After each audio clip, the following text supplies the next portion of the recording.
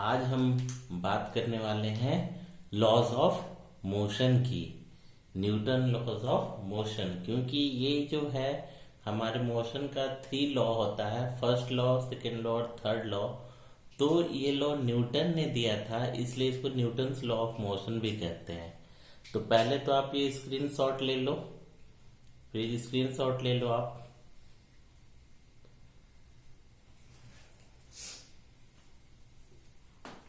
चलिए तो बात करते हैं हम आज लॉज ऑफ मोशन की। तो लॉज ऑफ मोशन में हम पढ़ने वाले क्या है इसमें।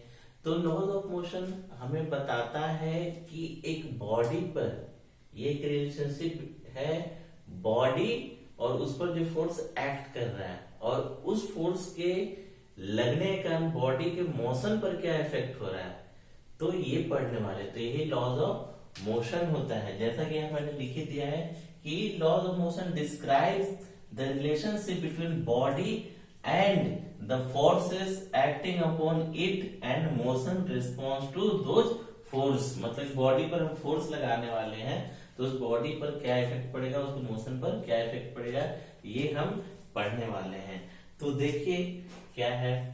तो हमारा जो है न्यूटन लॉ ऑफ मोशन में न्यूटन ने 3 तरह का लॉ ऑफ मोशन दिया था, ठीक है। तो फर्स्ट वन को कहते हैं, फर्स्ट लॉ है जिसको कहते हैं law of inertia. First law है उसको बोलते हैं लॉ ऑफ इनर्शिया।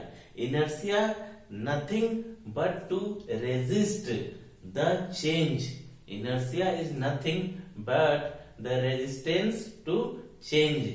उसको कुछ चेंज करना चाहोगे, वो रेस्ट में बैठा है तो रेस्ट में बैठा रहना चाहेगा, मोशन में यूनिफॉर्म मोशन में तो यूनिफॉर्म मोशन में रहना चाहेगा। तो उसको जो भी चेंजेस लाओगे उसमें, रेस्ट से मोशन में आना चाहोगे तो वो बॉडी क्या करेगा, रेजिस्ट करेगा। इसलिए इसको बोलते हैं लॉ ऑफ इनर्शिया भी कहते हैं। और ये जो इनर्शिया है, ये जो हमारा इनर्शिया है, इनर्शिया जो है, inertia is directly proportional to the mass. यानी जिस बॉडी का जितना ज्यादा मास होगा उसका इनर्शिया उतना ही ज्यादा होगा, मीन्स वो उतना ही ज्यादा रेजिस्ट करेगा अपने स्टेट को चेंज होने में। तो चलिए देखते हैं कि लॉ ऑफ इनर्शिया क्या कहता है। लॉ ऑफ इनर्शिया क्या कहलाता है। लॉ ऑफ इनर्शिया बताता है कि कोई भी ऑब्जेक्ट है हमारा, किसी भी ऑब्जेक्ट पर अगर हम एक्सटर्नल फोर्स नहीं लगा रहे हैं, ध्यान दीजिएगा मैं क्या बोल रहा हूं, कि अगर किसी भी ऑब्जेक्ट पर हम एक्सटर्नल फोर्स नहीं लगा रहे, एक्सटर्नल फोर्स नहीं लगा रहे, अगर हमारा एक्सटर्नल फोर्स क्या है, 0 है, अगर एक्सटर्नल फोर्स 0 है, तो उस केस में क्या होगा कि वो बॉडी या तो ये रेस्ट में रहना चाहेगा, या तो अगर यूनिफॉर्म मोशन में है तो वो यूनिफॉर्म मोशन को कंटिन्यू करना चाहेगा। That means every body continues to be in its state of rest or of uniform motion in straight line unless compelled by some external force. The law of inertia tells us the virtue क्या बोला हमने कि law of inertia क्या है कि if everybody continues to be in the state of rest or in uniform motion unless until we haven't applied the external force, ठीक है। और अगर एक्सटर्नल फोर्स अप्लाई कर दिए हो तो उस बॉडी में क्या आना शुरू हो जाएगा, एक एक्सेलरेशन आना शुरू हो जाएगा, ठीक है। तो अब जरा ध्यान से देखो, अगर इसका एक एक्सटर्नल हम 0 लगा रहे हैं, कोई एक्सटर्नल फोर्स बॉडी पर नहीं लगा रहे, तो उस बॉडी का जो एक्सेलरेशन होगा वो 0 होगा, ठीक है। और एक्सेलरेशन क्या होता है, acceleration is nothing but change in velocity by change in time. Let's say हमारा इनिशियल वेलोसिटी u है और फाइनल वेलोसिटी v है, ठीक है। ये फाइनल वेलोसिटी है, ये इनिशियल वेलोसिटी है फाइनल। तो चेंज क्या होगा, v माइनस u। मान लिया t1 टाइम पे है, ये t2, तो t2 माइनस t1, ये एक्सेलरेशन होता है। आप बाइक का जब एक्सेलरेटर को स्पीड अप करते हो, उसको जितना टर्न करते हो उतना वो क्या होता है, स्पीड चलना शुरू हो जाता है, उतना उसकी वेलोसिटी बढ़ जाती है। जो वेलोसिटी में चेंज हो रहा है वही एक्सेलरेशन, इसलिए उसको एक्सेलरेटर भी बोलते हैं, ठीक है। अब इस केस में जब एक्सेलरेशन, जब एक्सटर्नल फोर्स नहीं लगा रहे हो, जब एक्सटर्नल फोर्स नहीं लगा रहे हो तो एक्सेलरेशन क्या है, जीरो है, मतलब वेलोसिटी क्या है, कांस्टेंट है। वेलोसिटी क्या होने वाला है, कांस्टेंट, यानी वो यूनिफॉर्म मोशन। यूनिफॉर्म मोशन का मतलब क्या होता है, उसकी स्पीड क्या है, कांस्टेंट है, उसकी वेलोसिटी क्या है, कांस्टेंट है, वेलोसिटी में कोई भी चेंजेस नहीं आ रहा है। ठीक है, तो ये हम बोलना चाह रहे हैं कि उस बॉडी में कोई भी एक्सेलरेशन नहीं आएगा, उसकी वेलोसिटी कांस्टेंट है, यूनिफॉर्म मोशन में मूव करेगी और रेस्ट में है तो रेस्ट में रहेगा। अब जरा इसको देखते हैं क्या होता है। क्या हुआ कि ये बॉडी को हमने क्या किया, ये एक हमने प्लेन लिया है, एक हमने बॉल की तरह प्लेन लिया। अगर इस बॉल को आप छोड़ दोगे देखो तो क्या करेगा, फिर से मूव करके फिर से उसी टॉप पोजीशन पर आ जाएगा। अगर ये जो बॉडी हमने लिया है, बॉल लिया है, अगर ये फ्रिक्शन लेस है, अगर ये फ्रिक्शन लेस है तो जिस बॉल को जिस हाइट से आप छोड़ रहे हो दोबारा उसी हाइट पर आ जाएगा। ये उससे थोड़ा सा लेस हाइट पर आ सकता है, लेकिन कभी भी इनिशियल हाइट से ज्यादा हाइट पर नहीं जा सकता है। सेकेंड केस में हम क्या देख रहे हैं कि हमने इसका एक एंड को ओपन कर दिया और इस बॉल को आप छोड़ दोगे और इस सरफेस फिर से फ्रिक्शन लेस है तो ये एक यूनिफॉर्म मोशन में चलना शुरू होगा कांस्टेंट वेलोसिटी के साथ, और ये इनफाइनाइट डिस्टेंस जाकर रुकेगा, इनफाइनाइट जाकर रुकेगा। बट क्या है कि ये आइडियल कंडीशन में है जब हमने फ्रिक्शनलेस सरफेस माना है। किसी ने हर एक ऑब्जेक्ट पर, चाहे वो कितना स्मूथ क्यों ना हो, हल्का फुल्का फ्रिक्शन होता जरूर है, इसलिए ऑब्जेक्ट को आप छोड़ दोगे तो एक टाइम लिमिट के बजाय क्या हो जाएगा, वो रुक जाएगा। बट अगर फ्रिक्शनलेस मानते हैं हम आइडियल कंडीशन में तो ऑब्जेक्ट जिस मोशन में है उसी मोशन में कंटिन्यू करेगा। रेस्ट में कोई ऑब्जेक्ट है एक स्ट्रेट लाइन में, अगर ऐसे रख दी हो स्ट्रेट लाइन में और इसको कोई एक्सटर्नल फोर्स लगा रहे हो तो वो ऐसा ही वहीं पर बैठा रहेगा, it will not move, it will not move. But ऐसे उसको एक यूनिफॉर्म मोशन दे दियो तो इनफाइनाइट टाइम तक ये क्या करेगा, मूव करता चलेगा। तो ये है लॉ ऑफ इनर्शिया।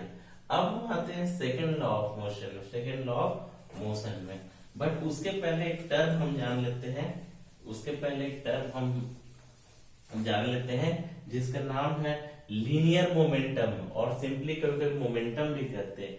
लीनियर इसलिए कह रहे हैं कि स्ट्रेट लाइन में जब बॉडी का मूवमेंट होता है लीनियरली तो उसमें जो कुछ चेंजेस आने वाला है, मास इनटू वेलोसिटी का जो प्रोडक्ट होता है लीनियर मोशन में, उसको लीनियर मोमेंटम कहते हैं, उसको पी से दिखाते हैं हम। ठीक है, और it is a vector quantity, it is a vector quantity.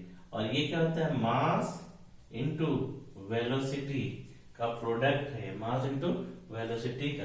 तो यहां से दिख रहा है कि भैया जब आप क्या देख रहे हो, जो मोमेंटम है वो मास का भी डायरेक्टली प्रोपोर्शनल है और वेलोसिटी का भी, यानी कि जितना ज्यादा मास होगा उसमें उतना मोमेंटम होगा, उसमें उतना मोमेंटम होगा। मोमेंटम क्या हो रहा है, एक तरह वो फोर्स ही है, मोमेंटम एक तरह से क्या है, वो फोर्स ही एक तरह का पार्ट है, फोर्स का ही एक सब पार्ट है मोमेंटम। ठीक है, जैसे क्या है कि आप जो है बड़ा गाड़ी है, बड़ी सी एक ट्रक है आपने लिया है, तो उसको आपको मूव करना है, उसको वेलोसिटी देना है तो हमें ज्यादा फोर्स लगाना पड़ेगा।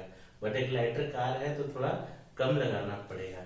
या हम बोल सकते हैं कि ये पत्थर, बड़ा सा पत्थर आपके ऊपर से गिर रहा है, हम हाथ में अगर लगा के पकड़ने की कोशिश करते हैं तो हमें क्या है, ज्यादा चोट लगेगा, बजाय इसके अगर हम बॉल लेते हैं तो कम लगेगा।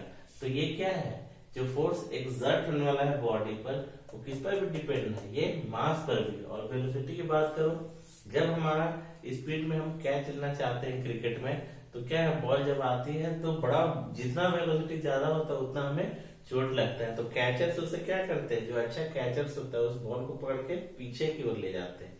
बट जिनको कैच लेना नहीं आता है वो डायरेक्ट यहाँ रखते हैं, उनको चोट भी ज्यादा लगता है। कैचर्स क्या करता है, उसमें एक डिले करवाता है, उस बॉल को डिले करवाता है, एक सम टाइम देता है बॉडी को, एक क्या करता है, टाइम देता है, इसलिए उसको कम चोट लगता है।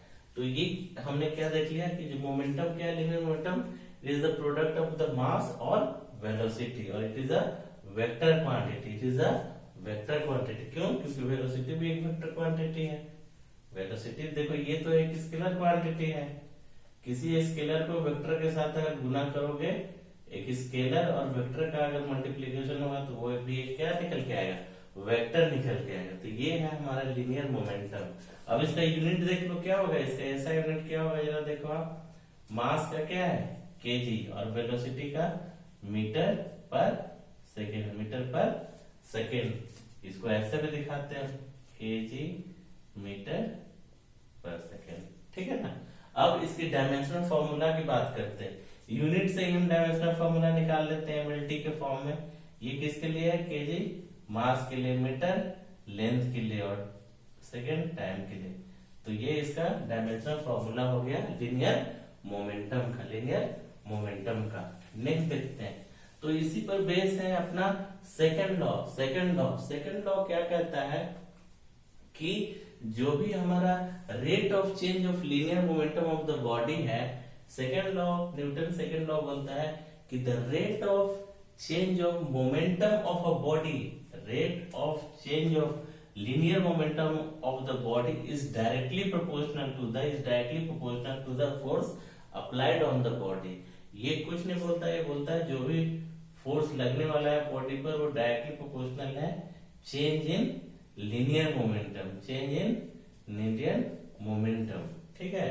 Rate of change in linear momentum क्या है, rate of change in momentum, ठीक है। रेट क्या होता है, जब भी किसी फिजिकल क्वांटिटी को टाइम से डिवाइड कर देते हो तो ये रेट में आ जाता है, ये रेट कहलाता है। कितना, किस रेट से चेंज हो रहा है, टाइम के साथ उसकी वैल्यू कैसे चेंज हो रही है, वही उसकी क्या है, रेट है। तो इसने सेकंड लॉ ने बोला कि भैया rate of change of linear momentum is directly proportional to the force applied, external force applied, जो भी एक्सटर्नल फोर्स बॉडी पर लग रहा है। तो अब हम क्या देखते हैं कि हमने कुछ नहीं किया, फोर्स को रहने दिया, अभी मैं वेक्टर, ये भी क्या है linear momentum vector, force vector. और ये जो लीनियर मोमेंटम का जो डायरेक्शन होगा, ये जो डायरेक्शन होगा वो फोर्स जिधर लगेगा, फोर्स का जो डायरेक्शन होगा वही लीनियर मोमेंटम का डायरेक्शन होगा। ये हमें याद रखना है कि लीनियर मोमेंटम का डायरेक्शन वही होगा जो फोर्स का डायरेक्शन है। जिधर फोर्स लगाओगे उधर ही उसका मोमेंटम होगा, मूवमेंट होगा, मास इनटू वेलोसिटी का मूवमेंट होगा, ठीक है। तो अब देखो हमने क्या किया, पहली बात तो हमने क्या किया कि इस प्रोपोर्शनलिटी को हटा दिया तो एक कांस्टेंट आया जिसको प्रोपोर्शनलिटी कांस्टेंट कहते हैं। हमने चेंज इन मोमेंटम को रहने दिया, चेंज इन टाइम रहने दिया। अब हमने क्या किया कि देखो इधर अब क्या है कि मोमेंटम क्या होता है, मास इनटू वेलोसिटी, यही होने वाला है ना by change in time. Linear momentum हमारा क्या है फॉर्मूला से, मास इनटू वेलोसिटी।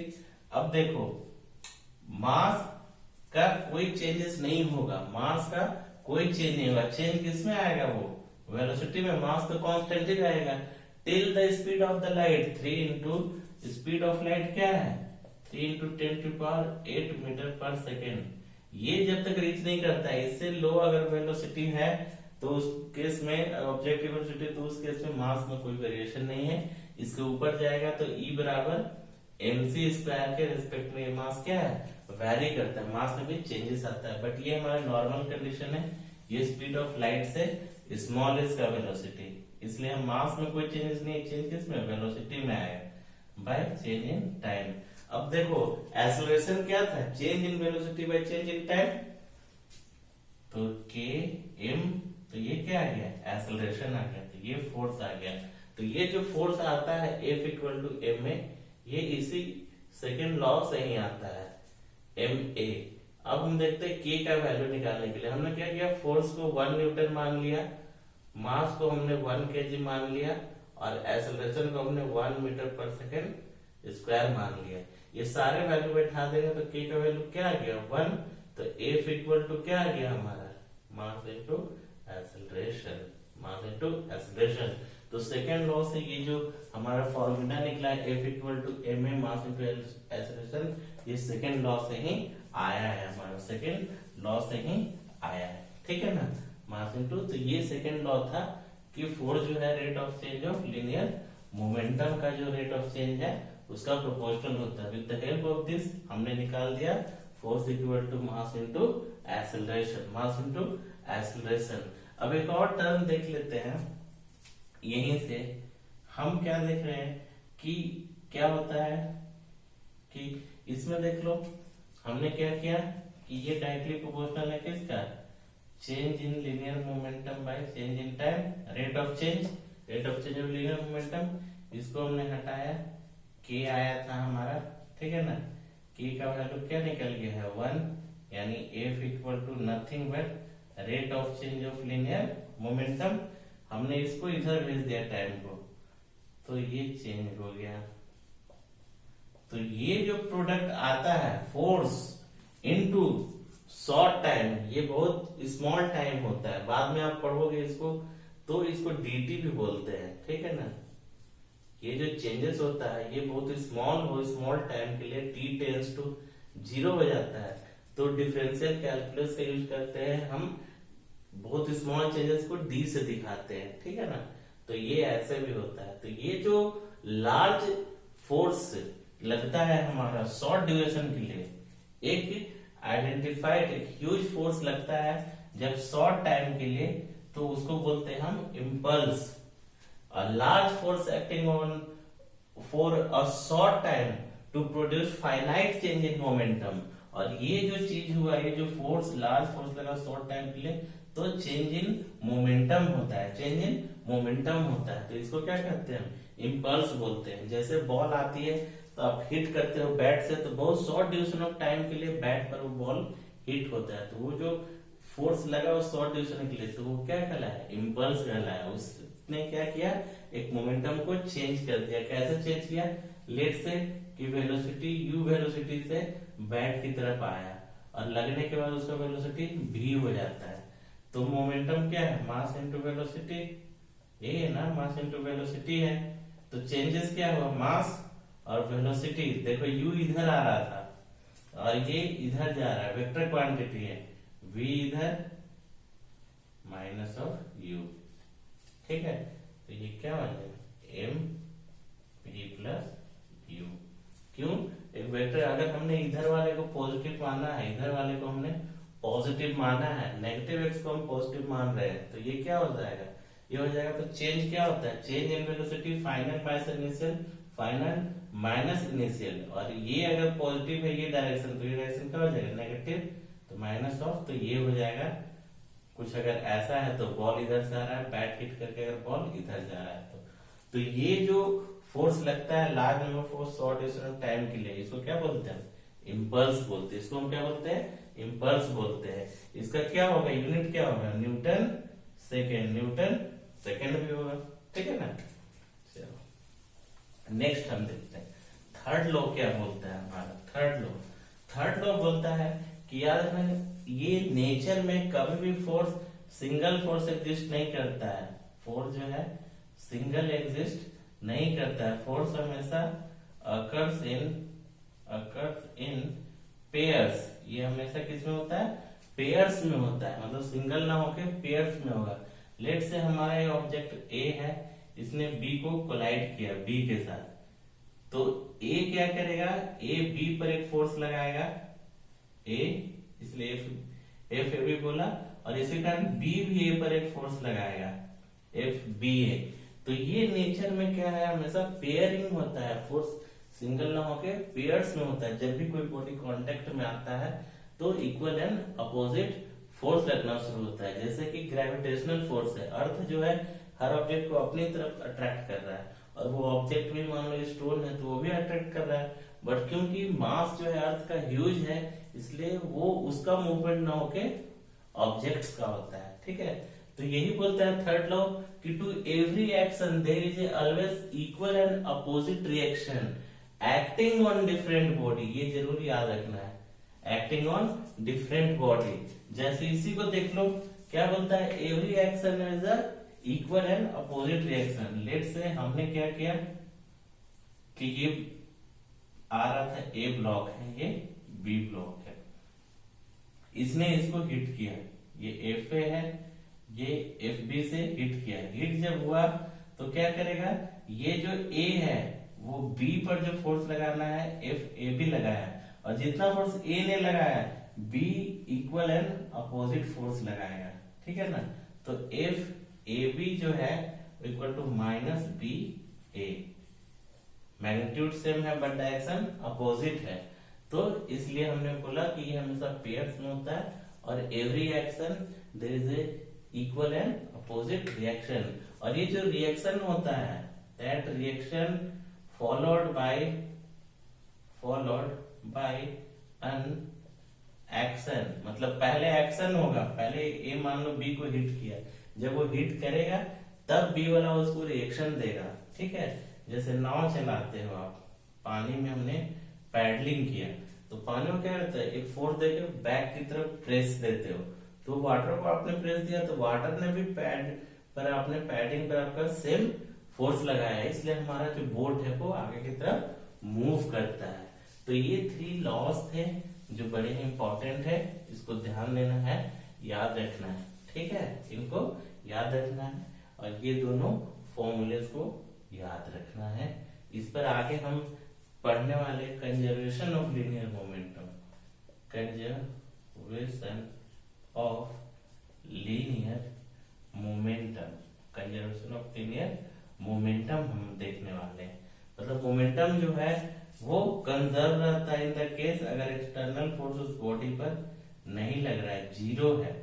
जैसे कि हमारा जेट है, जैसे कि हमारा जेट है, तो जेट में फ्यूल भरा हुआ है, जब वो v वेलोसिटी से ऊपर मूव करना शुरू करेगा, पहले उसका वेलोसिटी क्या है, जीरो जीरो। ये जेट है हमारा, जेट प्लेन पहले रेस्ट में था, उसका इनिशियल वेलोसिटी क्या है, जीरो। फिर जब वो चलना शुरू हुआ, लेट से कि वो v वेलोसिटी गेन कर लिया। इसमें फ्यूल था, मान लेते हैं कि पहले जो फ्यूल का मास था वो कैपिटल M है, जब वो मूव करेगा तो कैसे मूव कर रहा है, वो फ्यूल बर्न होता है और बाहर क्या होता है, इजेक्ट होना शुरू होता है। तो मान लिया वो जब वेलोसिटी v लाया तो उसमें फ्यूल का मास क्या हो गया, m बच गया। तो ये बोलता है कि इनिशियल लीनियर मोमेंटम और फाइनल लीनियर मोमेंटम हमेशा इक्वल होगा, कब, कंजर्व रहेगा, जब एक्सटर्नल फोर्स हम नहीं लगा रहे। अब जेट खुद से चल रहा है, हम एक्सटर्नल फोर्स नहीं लगा रहे, ये पूरा हमारा सिस्टम है, सिस्टम के अंदर में ही फ्यूल का बर्निंग हो रहा है और फ्यूल से हमने एक्सटर्नल फोर्स को धक्का नहीं दिया है, बल्कि जब फ्यूल बर्न हुआ तो फ्यूल जो है बर्न होके एक प्रेशर लगाया बैक, तो थर्ड लॉ से इसको भी एक प्रेशर लगा तो इसका मूवमेंट शुरू हो गया। ठीक है, लेकिन इस केस में क्या होगा, मोमेंटम रिजर्व कर रहेगा हमारा, यानी जो हमारा इनिशियल था, ध्यान से देखना, इनिशियल हमारा क्या था, कैपिटल M और वेलोसिटी u और फाइनल जो M और v जो है, तो ये हमेशा क्या रहेगा, इक्वल होगा, हमेशा आपस में इक्वल होगा। जेट के केस में हम देखेंगे, न्यूमेरिकल्स वगैरह करेंगे तो समझ में आएगा। बस ये जान लेना है कि कंजर्वेशन ऑफ लीनियर मोमेंटम बोलता है when the external force on any body is equal to 0, external force not applied, then the initial linear momentum। तो ये क्या बोला है कि कंजर्वेशन ऑफ लीनियर मोमेंटम में क्या होगा कि when the external force 0, again I am repeating कि when the external force 0 है तो बॉडी का जो मूवमेंट होगा due to internal forces, external नहीं इंटरनल फोर्सेस, तो इनिशियल जो उसका लीनियर मोमेंटम होगा वो इक्वल टू होगा फाइनल लीनियर मोमेंटम के। एक और केस आता है ऐसा, जेट में भी हमेशा याद रखना कि ये कंजर्वेशन ऑफ लीनियर मोमेंटम को फॉलो करता है। ऐसे ही एक केस आता है कि कोई एक्सप्लोजिव है, कोई एक्सप्लोजिव है, लेट से कोई एक्सप्लोजिव है हमारा, ठीक है, ये हमारा एक्सप्लोजिव है, लेट से कि उसका मास कैपिटल M है और उसकी वेलोसिटी u वेलोसिटी से एयर में उछाला गया और एक्सप्लोजन हुआ और वो ब्रेक कर गया दो पार्ट में, M1 और वो मूव किया V1 वेलोसिटी से, और एक पार्ट हुआ M2 वो मूव किया V2 वेलोसिटी से। तो इस केस में भी क्या एक्सटर्नल फोर्स नहीं है, वो इंटरनल ही एक्सप्लोजन हुआ और बर्नआउट होके एक्सप्लोड कर गया। तो उस केस में भी लीनियर मोमेंटम जो है कंजर्व रहेगा, जो इनिशियल उसका लीनियर मोमेंटम है equal to the final linear momentum. तो क्या किया हमने, कंजर्व किया, जब पहले था एक्सप्लोड होने के पहले उसके लेट से उसकी इनिशियल वेलोसिटी u है, कैपिटल मास जो है कैपिटल M है, तो उसकी क्या होगी इनिशियल लीनियर मोमेंटम mu, और टूटने के बाद क्या हुआ, दोनों ऑब्जेक्ट को अलग अलग वेलोसिटी मिला तो हमने दोनों को जोड़ दिया है, m1 v1 plus m2 v2। अब इसमें कोई भी वैल्यू मिल जाए, लेट से कि हमारा जो है u 0 था, बस रखा हुआ था ग्राउंड पर, तो m1 v1 equal to minus m2v2, ये हो जाएगा। अगर इनिशियल वेलोसिटी वो एक्सप्लोसिव का 0 था, टूटने के बाद आया तो आप वैल्यू बैठा बैठा के पुट करके कुछ भी कर सकते हो। तो बहुत सारे न्यूमेरिकल्स आते हैं, ये फेवरेट होते हैं, ये एक्सप्लोसिव का टूटना और जेट वाले, ये इसमें 100% क्या होता है, लिनियर मोमेंटम कंजर्व रहता है, तो ऐसे क्वेश्चन आते हैं। तो आप बुक्स में देखना, आगे मैं इस चैप्टर के बाद कराऊंगा अभी कुछ न्यूमेरिकल्स, ठीक है। तो ये हमारा ये चैप्टर, तो आप अच्छे से देखो इस चैप्टर को। आगे हम वर्क एनर्जी पावर की बात करेंगे, वर्क एनर्जी और पावर की बात करेंगे, और हमारा जो है कुछ न्यूमेरिकल्स भी करेंगे।